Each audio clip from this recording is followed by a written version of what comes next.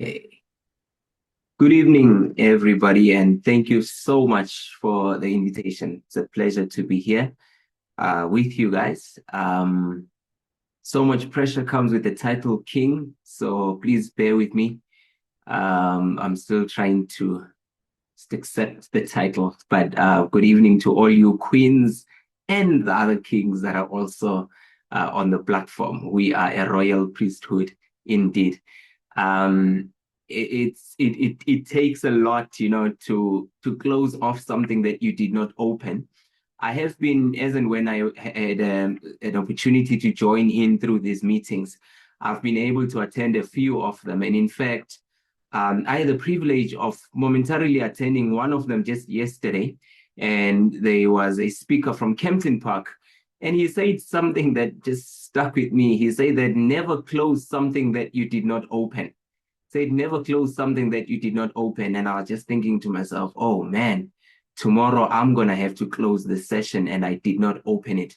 But I thank the Lord because it is not men that have been leading throughout this week, but it is God that opens and it is God that is going to finish what he started. So that being said, I will invite you all, those that are able, to just close your eyes wherever you may be as we invite the presence of the Holy Spirit to continue dwelling with us. Dear Heavenly Father, we thank you so much for yet another opportunity to come here, bask in your presence, learn from you, dear God, and be drawn much closer to you. Be with us now as you already have been throughout the course of the week. In Jesus' mighty name we pray. Amen.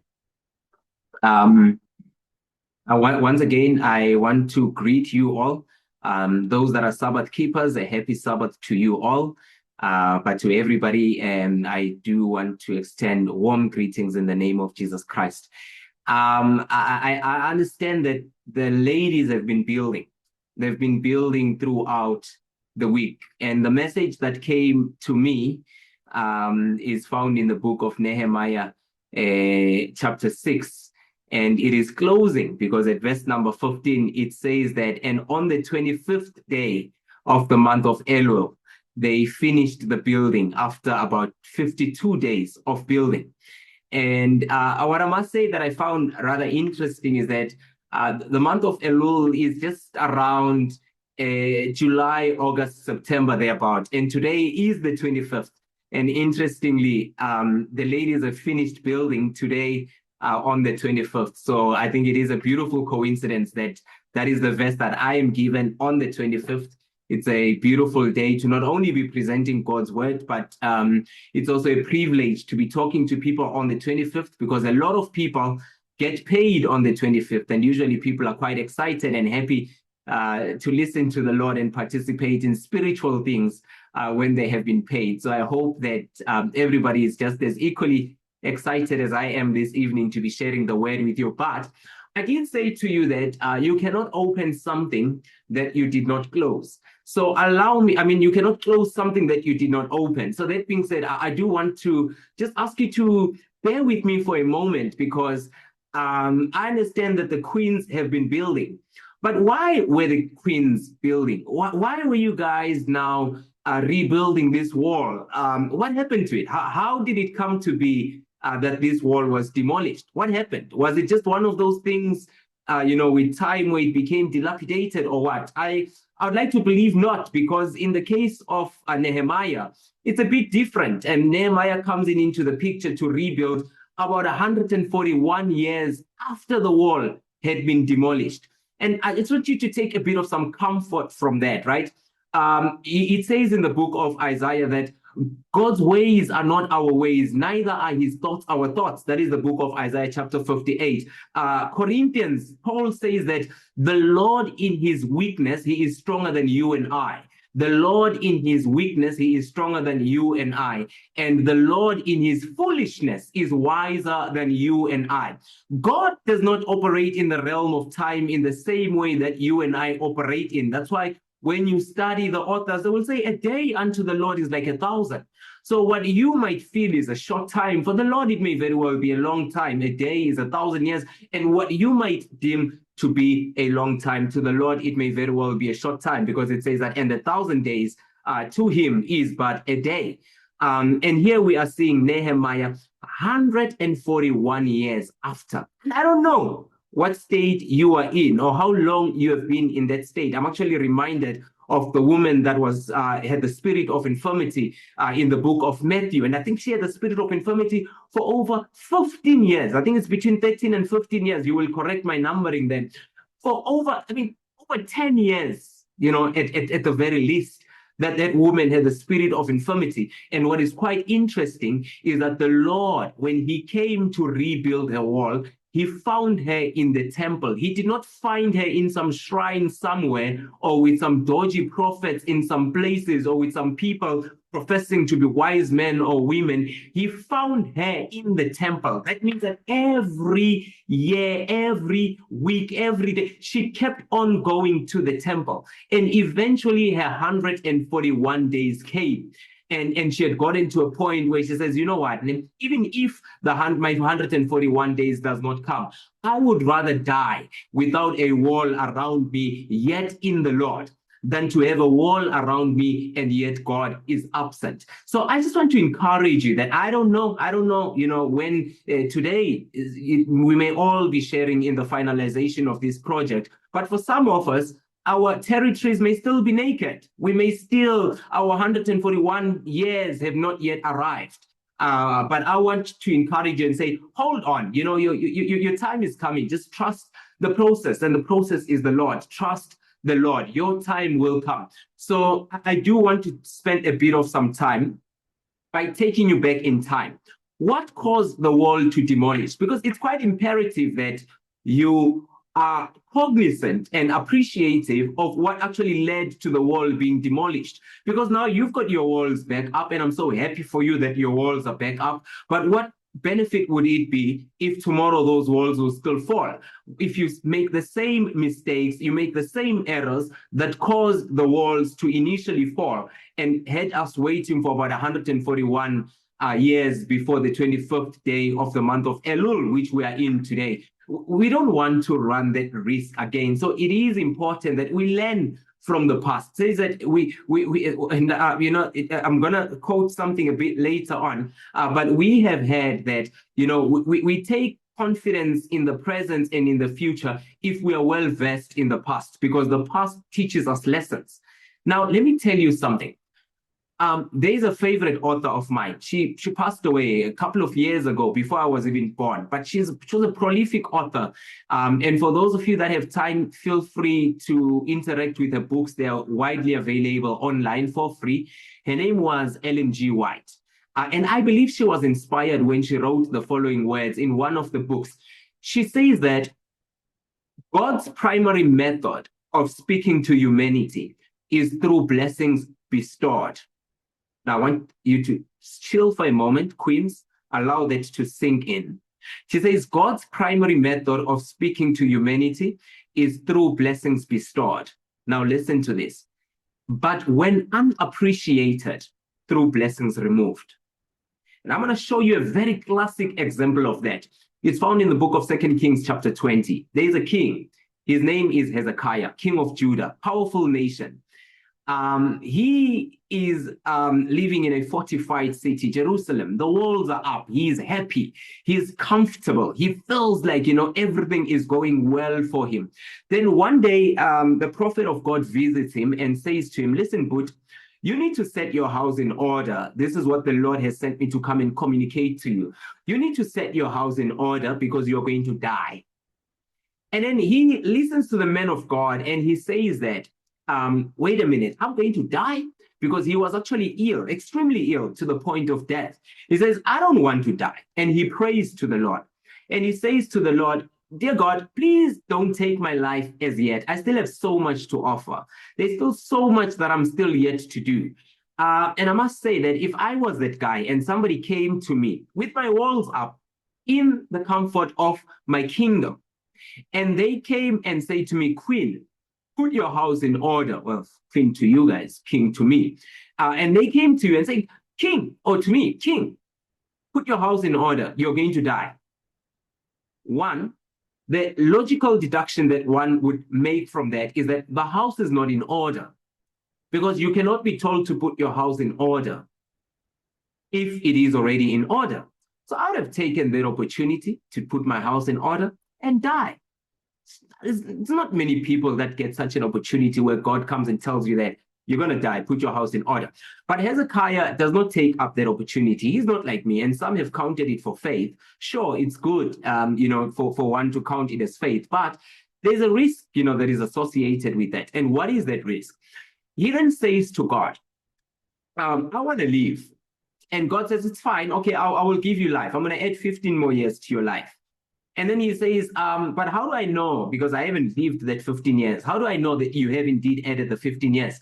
And then God says, okay, how do you want to know? He says, give me a sign. Okay, what is the sign? That I can possibly give you. And then he says to God, I want the sun to stand still, sunlight. I want the sun to stand still. God answers him, and the sun stands still. Now, there are people in Babylon that worship the sun. A day came when their God was standing still. Their God was not moving. If Elijah was there and they were probably praying to their God and asking him to move, he would have said, maybe cut yourselves, shout harder, shout louder. But somebody goes to the king in Babylon and says, hey, king, the reason why your God is not moving is because there is a God so powerful in the land of Israel that when you pray to him, all other gods come to a standstill. And the king of Babylon is amazed. And he says that I want to meet this God. I want to meet this God whom when you pray to, everything stands still. He sets on a journey with all of his people and camels, and I don't know how many months it took. Eventually they arrive in the walls that the queens have built today. And they see the glory of those walls. They see the fortification, this impenetrable city. And they see all of these amazing things. And they are wondering, what God do these people serve? That they've got such walls around them. These people are untouchable. These queens are untouchable. They've got such amazing walls around them. They're a fortified city. Where do they get the strength from? What is the source of their strength? So they come into the presence of the king and say, oh, king, what is the source of your strength? And you know what the Bible says? Instead of Hezekiah pointing them to the one true God, the God who built the walls, the architect, the chief architect of all things that are amazing in Hezekiah's city, rather than doing that and pointing them to the God, he points them to the walls. And I don't know how many of you queens who are here today, how many of you are ready to go and show off these walls that you have now erected for the last 52 days, prophetically speaking, for the last 1 week that you've been here? How many of you are ready to go and show off those walls, parade them in public? And when people want to know, what is the source? What is the source? The best that you can show them is concrete. And that's the biggest mistake that Hezekiah made. He had an opportunity to show off God as the builder of the city. And says, I am looking for a city whose maker and builder is God himself. God is the center. God is the main man. But rather than introducing the main man, Nebuchadnezzar, well, I'm not Nebuchadnezzar. Hezekiah opens up and he shows them gold, that is what. And gold, for our purposes today, is symbolic, it's illustrative. And I'm saying it's the different walls that we have here. I don't know what prayers are going to be answered here, because that's God's primary method of speaking to mankind. But we so often run the risk of forgetting the source of the blessing. And we end up worshiping the blessing and not the blesser. And no matter how beautiful your walls may be, in God's absence, those walls are a danger to you. And God then says to Hezekiah, now that the Babylonians have come in here and you have the opportunity to show me off and point them to me, but rather you point them to walls, I want to tell you something. Not only are you going to lose those walls, Babylon is going to come and strip you of those walls and your inhabitants, and they're going to demolish those walls. And that is exactly what would transpire later on during the years of Jehoiakim when Nebuchadnezzar visited, the land of Israel. And he took over, he besieged Israel. And that's how the walls came down.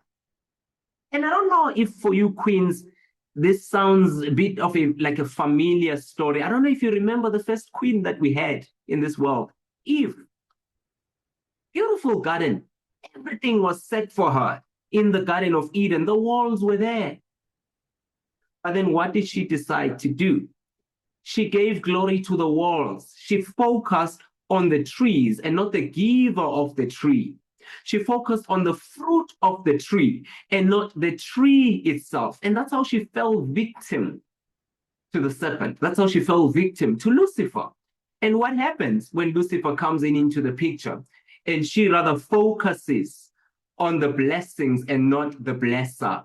What happens? Her walls fell down. That's how all of us on this platform find ourselves on this, in the mess that we are in today. If you met me in person, I'm struggling to get to maintain 50 kilograms. Those people back in those days, they were huge, they were tall, they had all the walls around them. God was taking care of them. But they moved their focus from the source of the blessing and they focused on the blessing. And that is how the fall of mankind then came through. Through Queen Eve, we found ourselves in this mess. But here's the blessing.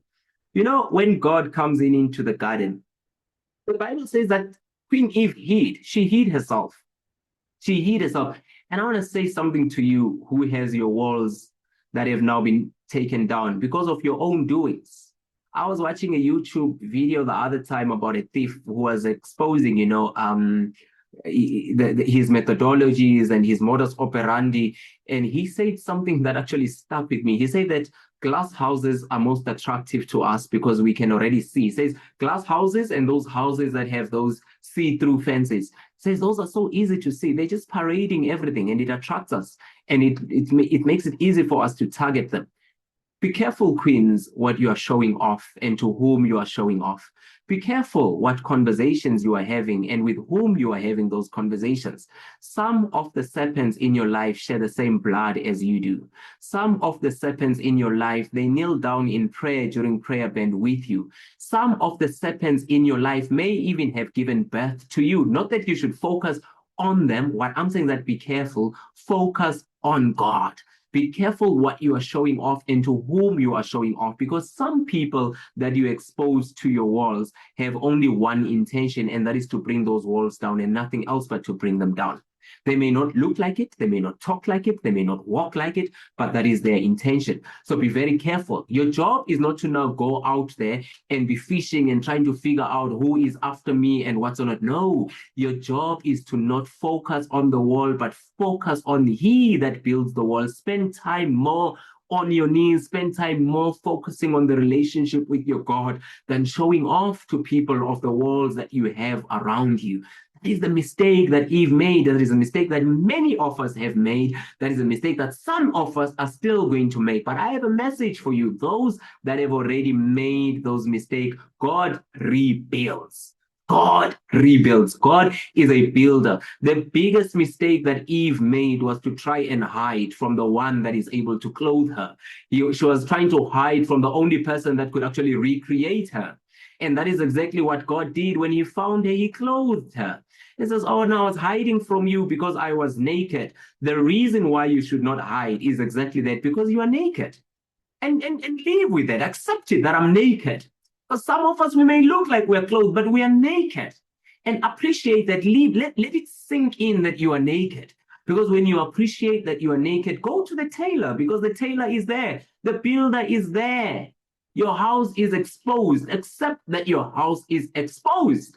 And when you accept that your house is exposed, you will see that you are going to gravitate towards the builder. And the builder builds at his own pace. Just go there. And that is my message to you this evening. That is exactly what Eve then did. Eve gravitated to the builder. 141 years later, Artaxerxes issued the instruction. And he said, Israelites, you can go back and rebuild. And God started rebuilding. And when we rebuild, there are people, there are elements, there are forces that are opposed to our rebuilding, because people would rather see us without breath in our nostrils than to see us alive. Be comfortable even in their presence. Don't focus on them. I was saying the other day, there are people that believe in funny things. Some people believe in ancestral worship. I don't believe in ancestral worship. I believe in the worship of the true God. And I was thinking the other day that, it's funny that when it comes to ancestral worship, it is so divisive that every time when you have an issue and you go and consult, from the stories that I have had, there is always a point of reference to know that uncle there is the one, he's the problem. That Mkulu over there, he's the problem. That Gogo there that does not have a medical degree is the reason why you are unable to give birth. It's always so divisive. But when it comes to positive stuff, I've never heard them say, the reason why you managed to then graduate in record time and you've got that promotion now at work, go and think that Mkulu over there, he's the one that is praying for you. When there are problems, they point to someone to divide you. But when there are blessings, they now say, no, and all of those type of things. It's the divide. So I don't want you to even focus on the negativity around you and those people that are opposed, because they may be there. But your job is not to go and find them and now be vindictive against them. No, that's not your job.